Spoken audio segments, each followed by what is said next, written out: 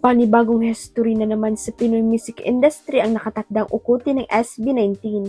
Ang SB19 ang kauna-unahang Filipino act na magpe-perform sa Lollapalooza.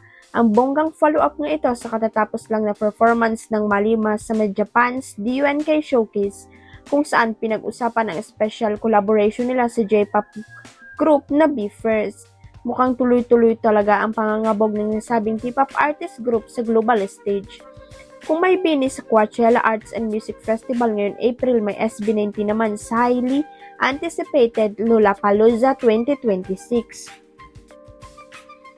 Actually, nashock ang fans at casual sa nalabas na official lineup announcement ng Lollapalooza sa social media nitong Martes dahil nakalista ang SB19 na isa sa performers nila, kabila sa mga pagpe-perform sa stage ang mga international music superstar gaya ni Charli XCX, Jeannie, Olivia Dean, Lorde, Tati McRae, John Summit, The Smashing Pumpkins at iba pang magaling na artists all over the world.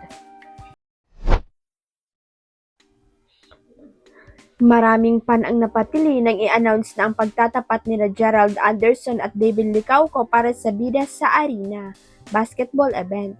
Days ago kasi ay may nilabas na teaser at tukol doon. Pahulaan muna kung sino-sino ang magtatapat sa nasabing basketball event.